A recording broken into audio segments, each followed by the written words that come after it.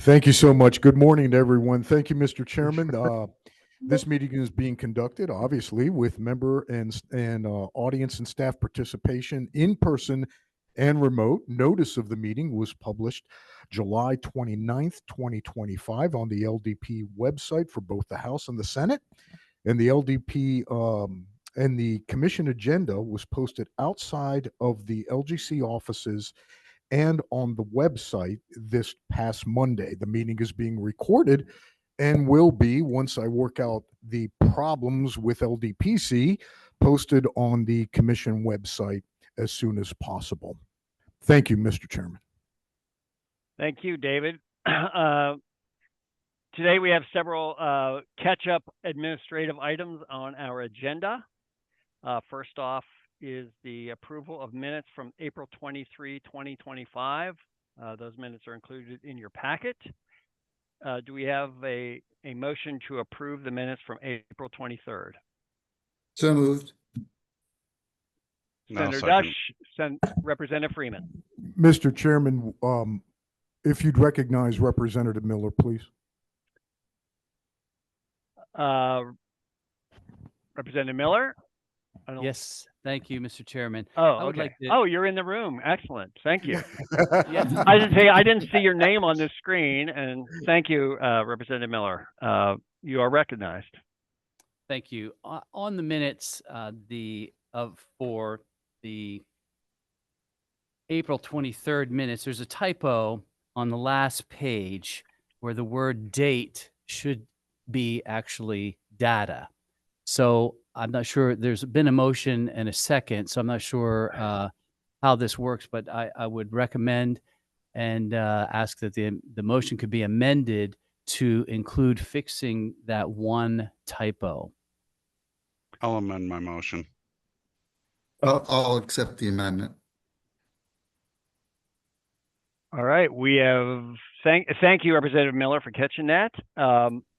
We have a new motion to amend those minutes and approve them likewise. Any other comments on the minutes from April 23rd? Just a question, Representative Miller. Where's the typo?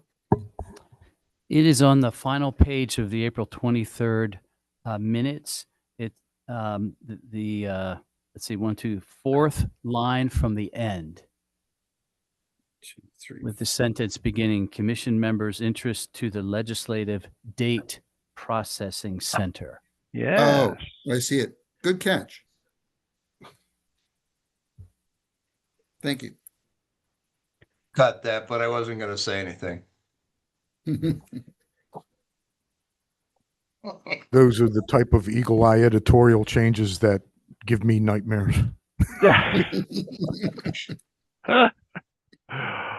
Well, with a motion and second to change and then accept the minutes from April 23rd, 2025.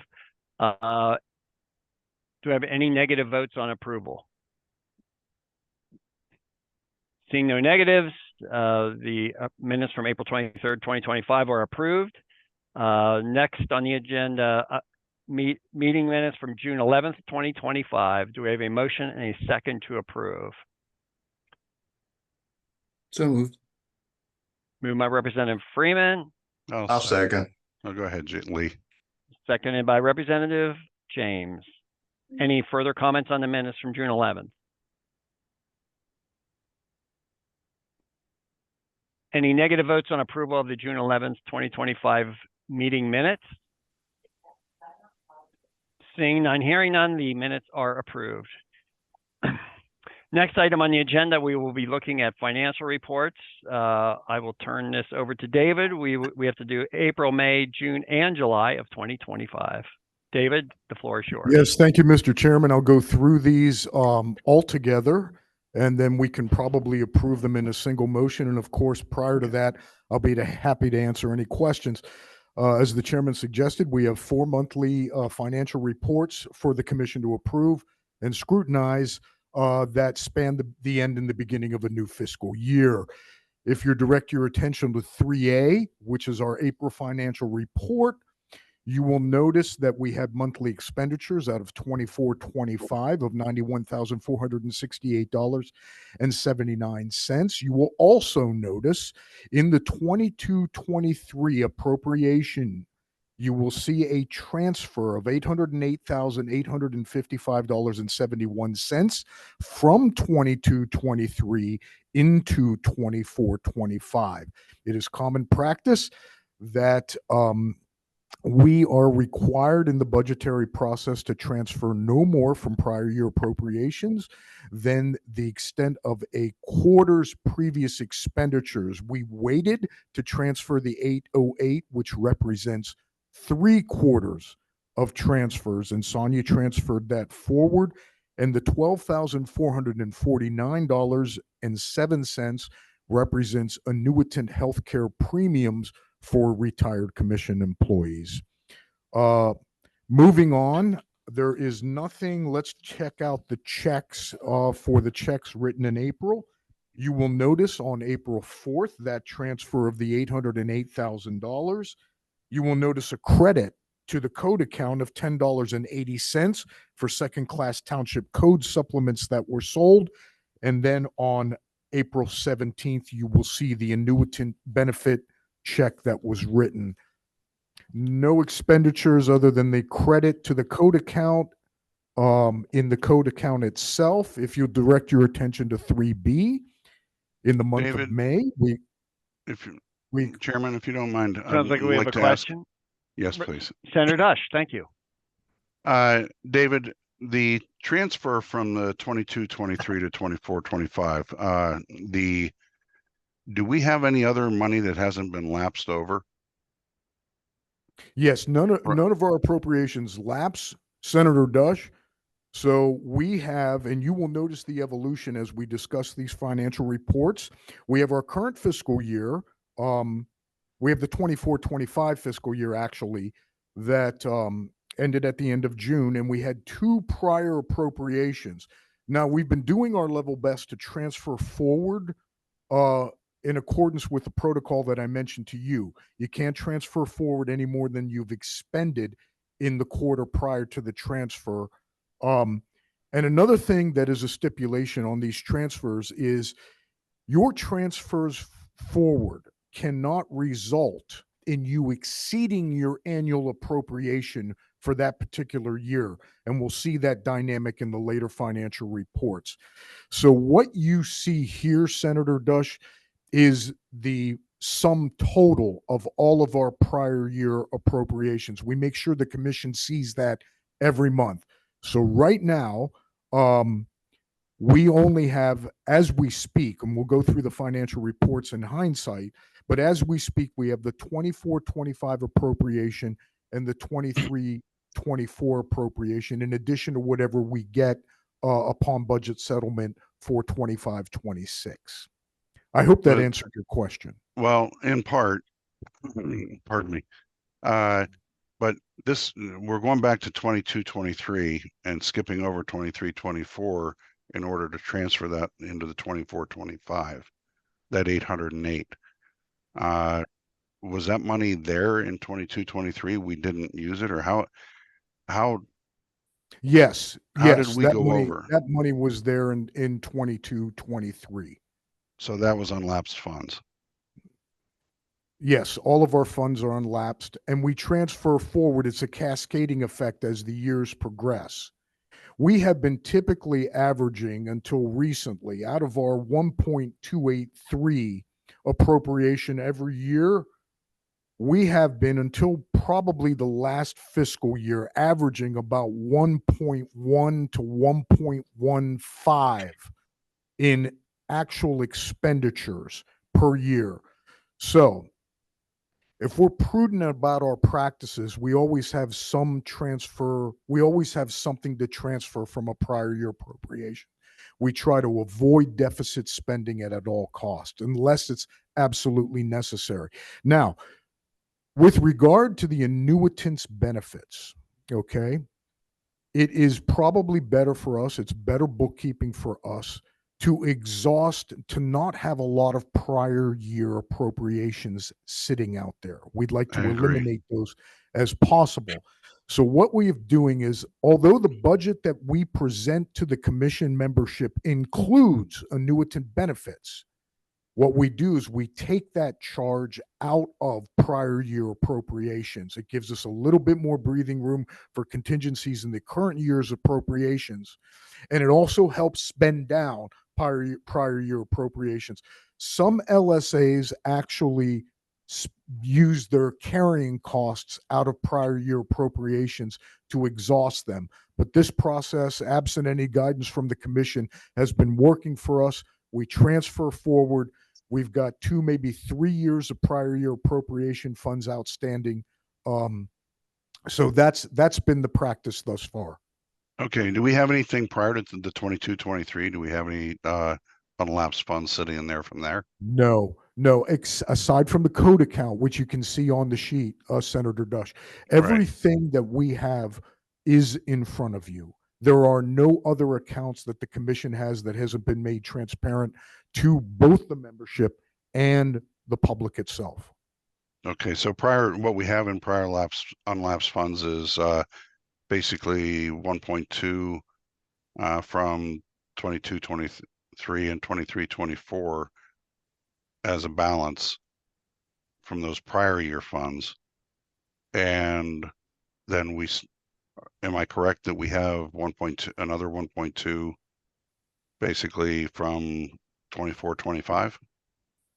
That is correct. And again, we never exceed the annual appropriation.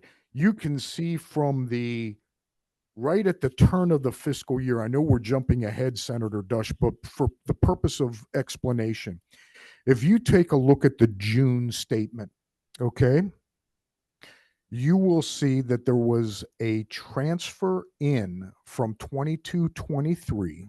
Okay, this is 3C in the packet. Yeah, I'm looking at it. Yeah, now out of 22-23, there was 265.41.92 remaining. Yes. We transferred into 23-24 only 207.461.42. Why did we do that? Because it brought the sum total in that appropriation year to the amount we were appropriated by the General Assembly, 1.283 million. And then we transferred the balance of that, Senator Dush, into 24-25, leaving us a balance with the transfers going forward in 24-25 of 1.104962. Okay. So thank you, David. Yeah. Yep. I didn't mean to belabor that, but I think it's important for the purpose of understanding how we do the transfers forward. Okay. I get it. And you've answered my questions. Thank you. Yes, sir. Thanks, Chairman. I think I explained 3B, expenditures of $92,090.69. And in that particular month, the only thing out of the ordinary course was attorney registration on May 8th for Chris and I, and of course, for our esteemed associate counsel, Marty, on May 21st. Everything else was normal carrying costs. If we advance to the June, this is the last, as I explained before, this is the last month of the fiscal year.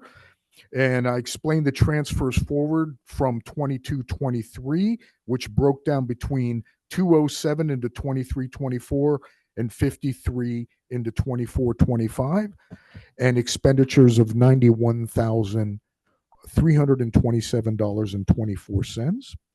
The only thing out of the ordinary course there was a CLE course, the Municipal Law Colloquium from PBI for me, and a lunch and learn for Marty. And then, of course, on the last page, on June 16th, you can see that Sonia has reflected the transfers into the various years, 207 and 53. And then finally, the July statement for this year, the first monthly statement of the new fiscal year. Of course, we're spending out of 24-25. We had $93,540.11 in monthly expenditures. And to Senator Dush's point, what is the bottom line after the first month of the fiscal year? If we extract leave liability as of the end of the fiscal year and the leadership mandated 3-month reserve, we have total funds on hand of 1.789337.15. The point being, again, to Senator Dush's point, rule of thumb, back of the napkin, right now the commission is in a position where we have roughly a year's worth of appropriations on hand. And we are doing our level best to spend backwards, forwards for that purpose. So unless anybody has any questions, and we'll get to the code account under somewhere else on the agenda. If anybody has any questions on the 4 months of statements, I will be happy to try to answer them to the extent I can remember. Do we have any further questions on the 4 months financial reports? Do we have a motion to approve the financial reports for April, May, June, and July of 2025? So moved. Senator Carney moves. Second. And Representative Freeman seconds. Again, any questions or comments on the financials for the 4 months? Do we have any negative votes on approval of the financial reports for April, May, June, and July of 2025? Hearing no negatives, the financial reports for those 4 months are approved. Thank you. Next, we will move on to our legislative package. Item 4A, I'll ask David to give us some guidance on those. Thank you, Mr. Chairman. 4A, as the commission members will remember, is a measure that was brought to us by the townships of the second-class membership in their annual resolutions, and it is an issue that we have discussed in the commission. I wanted to nail down that we did have unanimity of support for this measure and show you what the language looks like. We are also joined by Holly Fischel, the policy director for PSATs, who is here, who can try to answer any questions. At last visit on this measure, the commission asked me to explore, to the extent we could, whether or not the addition of this language would result automatically in any increases in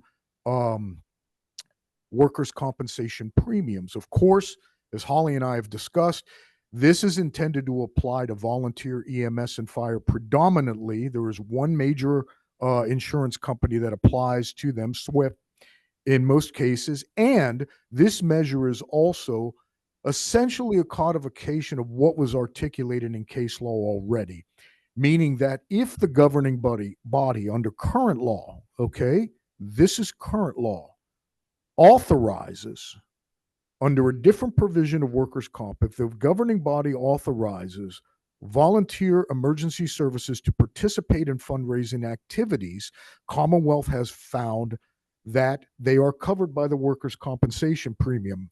You may remember me describing the unfortunate facts of this case. There was a banner for a volunteer fire company's fundraiser, some sort of dinner or other event. After the event, the volunteer fire personnel were taking down the banner and it touched an electric line, killing one of them and injuring another.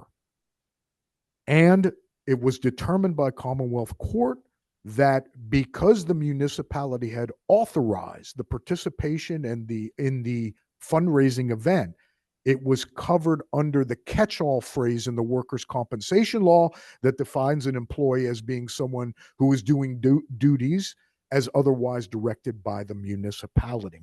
This is clarification language, and I did speak with the Compensation Assessment Bureau, one of their actuaries.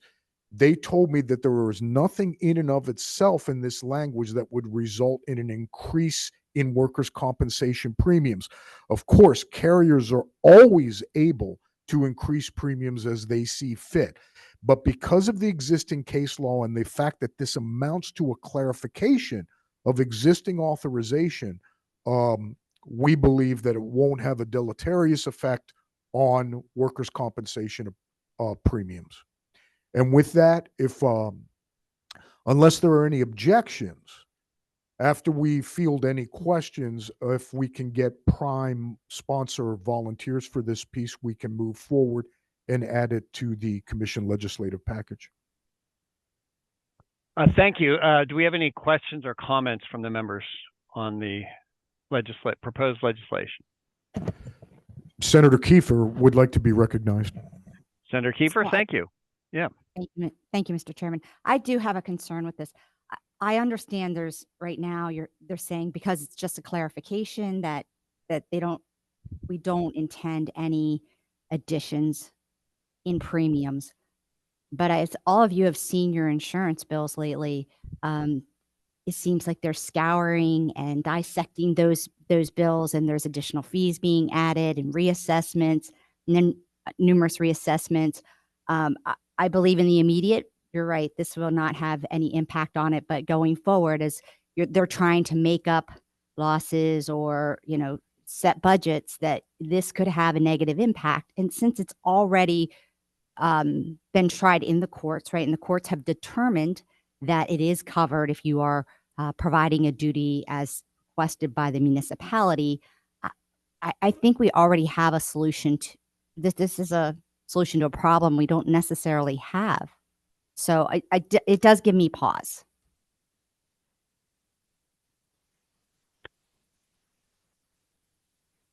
Well, if I may, I'd like.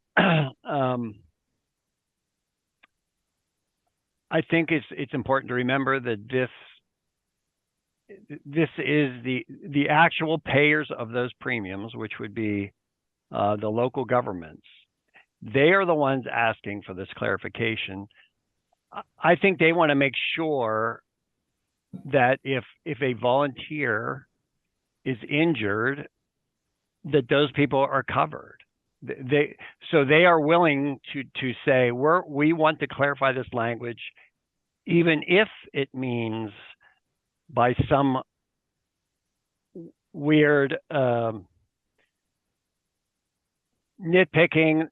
They want to make sure their people are covered, and they're willing to pay for that coverage. The whole, it is odd for an entity to come forward and say, yes, we will agree to a mandate. And that's sort of what they're doing. And that's why we ask, are you sure you want to do this? Are you sure any consequences are going to be something you asked for? And they said yes. So I tend to make sure to think that we should clarify this language.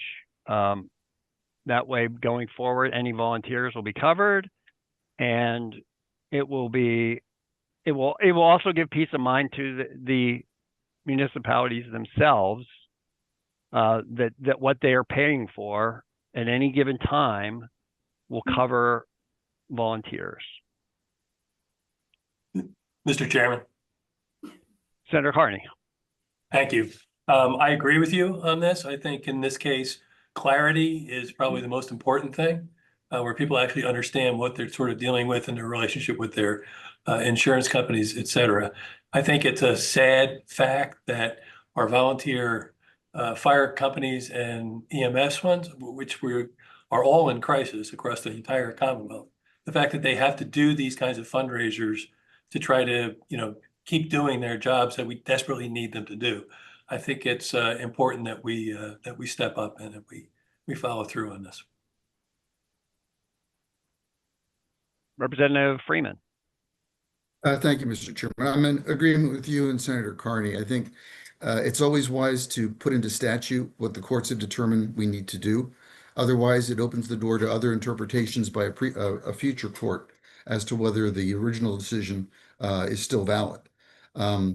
If we don't cover the volunteers through the policy, I could foresee where the volunteer's family could bring lawsuit against the municipality, and therefore create a situation where it could be a costly legal case on the part of the municipality and the suing party.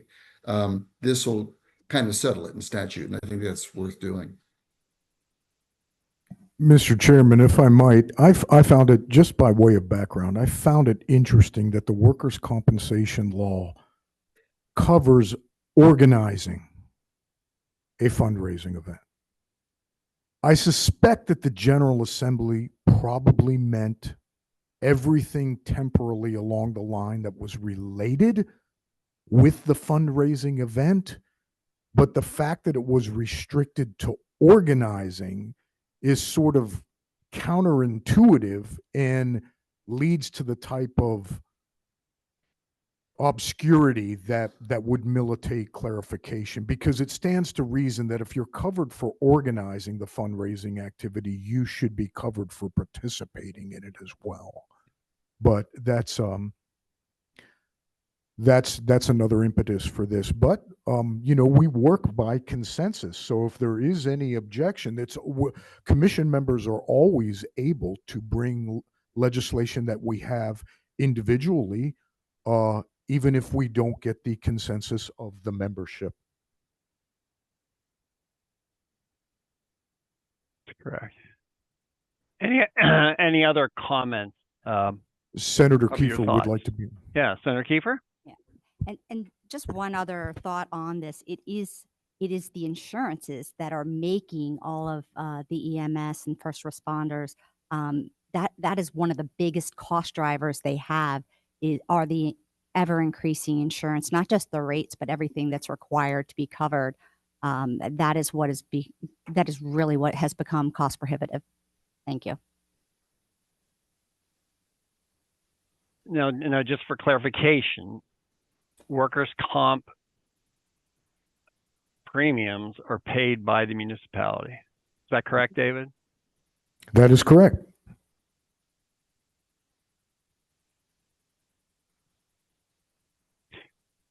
So do we have consensus or not? And that's, as David said, if we don't, this can be handled as a non-commission bill.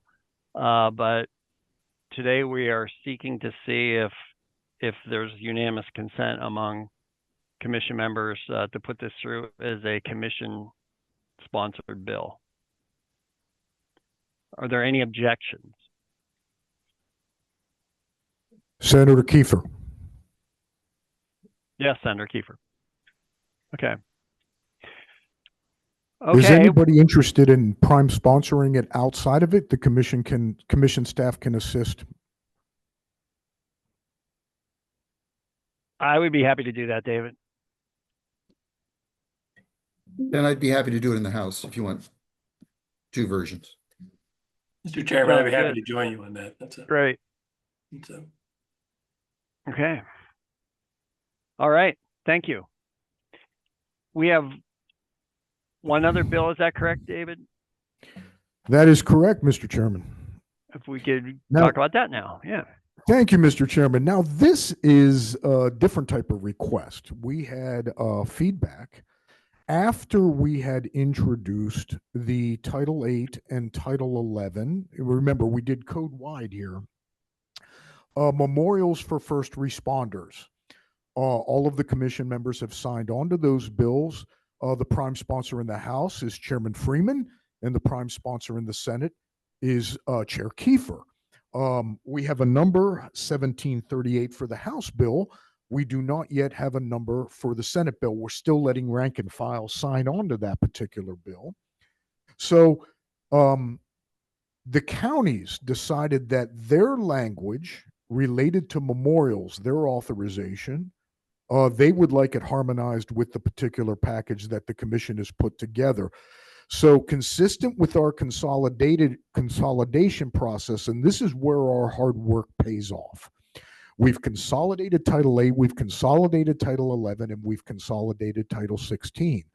So with the commission's permission, I will approach both committees, the House and the Senate committee, and ask for an amendment to the Title 8 and Title 11 bills that would include Title 16 to authorize counties, similar to what we're doing in the first class township code consolidation and for the other codes, for the first responders memorials. And you can see in 4B that we have the language in front of you. So, Mr. Chairman, if the commission will authorize that, we can speak with the committees, with Chair Kiefer, Chair Freeman, Chair Miller, and Chair Carney, to see if we can get an amendment to the Title 8 and 11 bill if it should come up before the committee.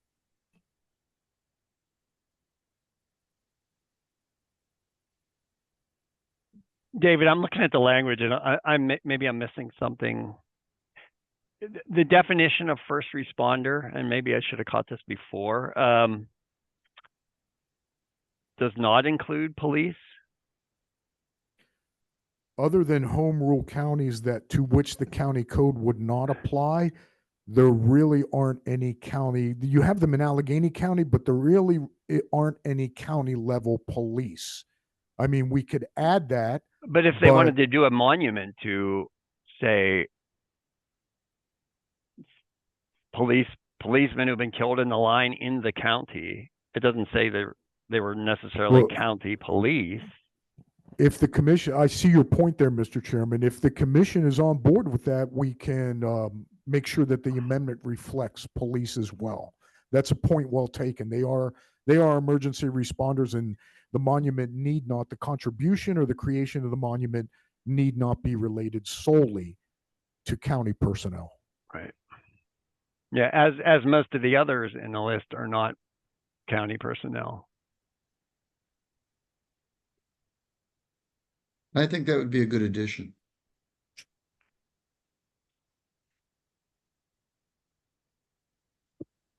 I believe Any so other- as well. Any other comments, questions? I have one, two actually. Representative James. Thank you. Wording on the first page, the last paragraph. I'm confused by what is meant. It goes, number one, a monument, gun, or carriage. How does gun or carriage fit in here? What does that mean?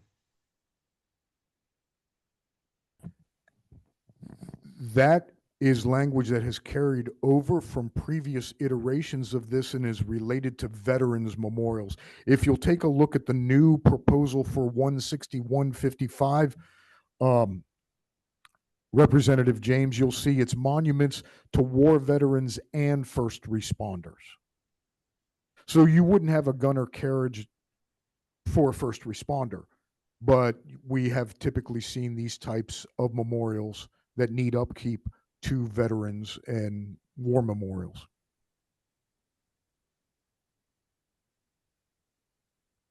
Okay, and then my second question, I still don't understand it, but my second question has to do with the paragraph above that, which excludes, for some reason, cemeteries.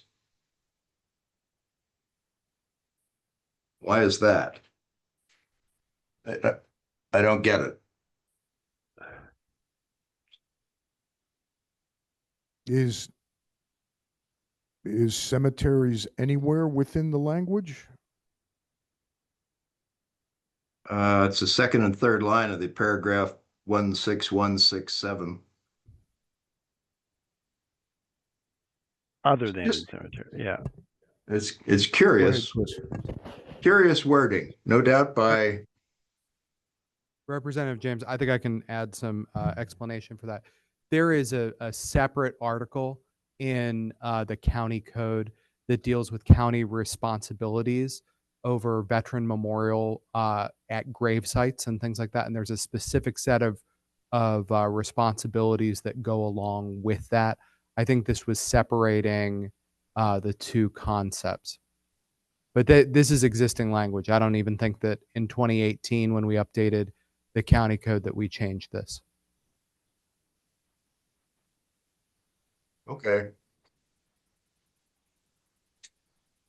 Thank you. Further questions or comments from the members?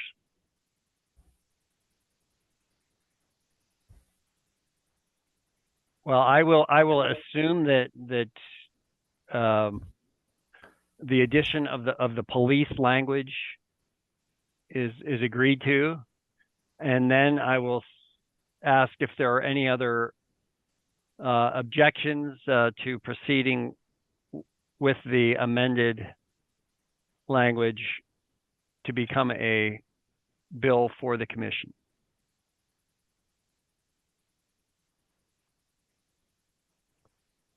Now, I guess, Dave, we'll need a sponsor for this. No, what we already have the prime sponsors for the Title 8 Okay. and Title 11 bill. Okay, Because we've consolidated, we'll be introducing an amendment.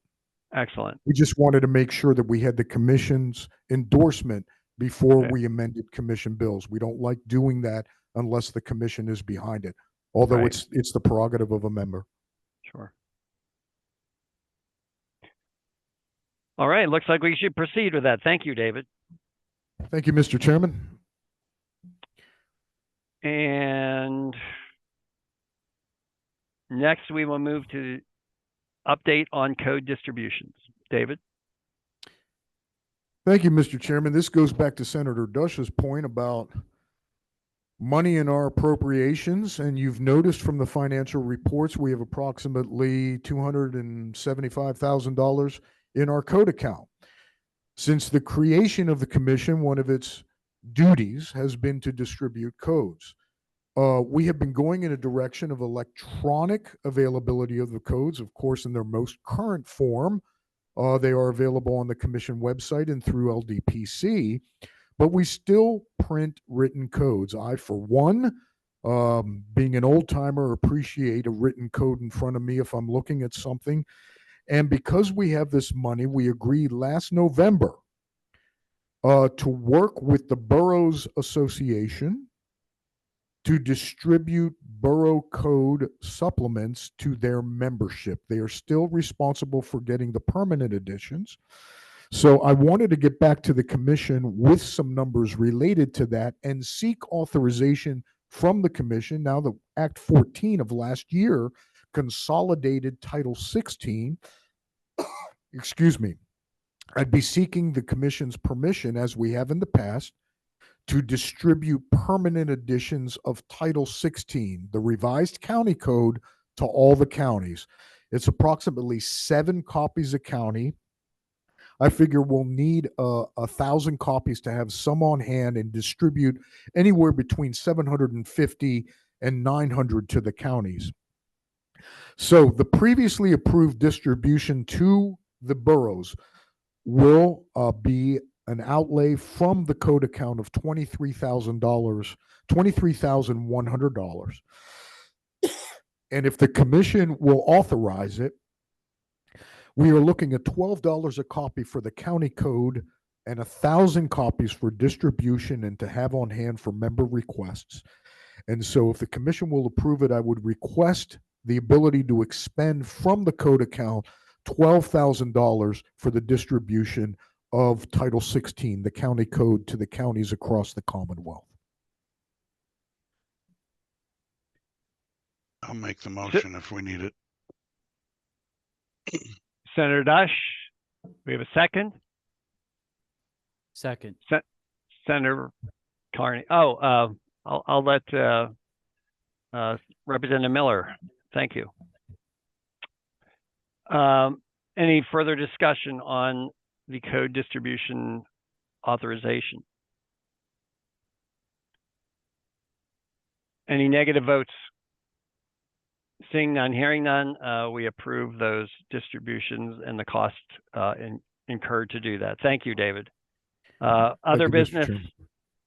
Thank you, Mr. Chairman. Quickly, item 6 in your packet is the invitation every year. This is we're looking down the line here, but it's always good to plan early if we can. November 16th, Wednesday, from 10 a.m. Through approximately 1 o'clock. SACO is having its annual luncheon in honor of the members. Of course, the members are invited. SACO covers the cost of the members, of course. Just wanted to make sure that the members were aware that luncheon is available to attend.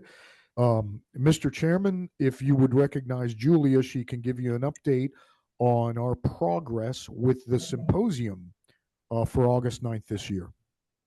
That sounds great. I will recognize Julia. Thank you, Mr. Chairman. As we discussed at our last commission meeting, the symposium is scheduled for October 9th of this year. It will be held solely online, whereas previous years we have done a hybrid. This year we're doing 100% virtual. Requests for participation were sent out last month, I believe early July. My dates are all kind of blurring together. This summer has been a little crazy. The deadline that we had originally proposed was actually this coming Friday, the 22nd. At this point, we are still looking for participants. So if anyone is interested, please don't hesitate to reach out to me and let me know. Topics that we are looking forward to hearing about, hopefully, land use, particularly as it deals with data centers. We know that's a hot topic right now for municipalities. Municipal financial safeguards. We've seen some interest in municipal and regional police departments, blight mitigation, public demonstrations. We are always open to any other ideas or topics that anyone would want to present to us. So at this point, we're still kind of building that list of panels and participants. And like I said, if anyone's interested or knows someone who might be interested in participating, please don't hesitate to reach out to me, and we will see what we can do to get them involved. Sounds good. Thank you, Julia. Any other new business, David? Mr. Chairman, a couple of other things. Our next meeting is scheduled for September 24th, in person and remote. And at that meeting, per our common practice, we will have the membership approve the commission budget, believe it or not, for 2026, 2027. We submit that budget to the budget secretary and the appropriation chairs on September 30th. So our September meeting is critical for purposes of getting the commission support on that. And we will likely have one or two more legislative pieces to present to the commission for their consideration. I will note that we will be introducing the first class township code consolidation very shortly. We will be introducing with Rep. Chairman Freeman and Chairman Carney as primes the shadow vehicle legislation that was approved by the commission. We will be introducing that as well. And we've got a couple of other proposals that we're working on that I want to bring to the commission. I think all things told, this is a very productive local government commission. We are on track to exceed introductions that were done last session. Of course, the proof is in the pudding, and if we can get these under the governor's pen, we can help out with local government. But in terms of introduction and given the General Assembly options, this commission has been pretty productive. So we're on the right track. Other than that, I do not have anything to mention under other business, Mr. Chairman. So I appreciate everybody being here so we could get caught up on the financial reports.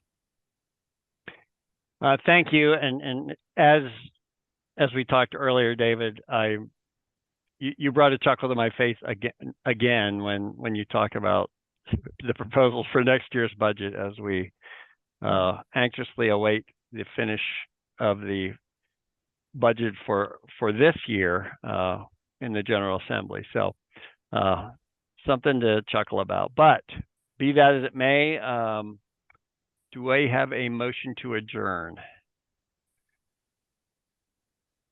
Senator Dush, I will second that motion. I thank everyone for their participation today, and have a great day. This meeting is now adjourned. Thank you, everyone. Thank you. Have a good day. Take care.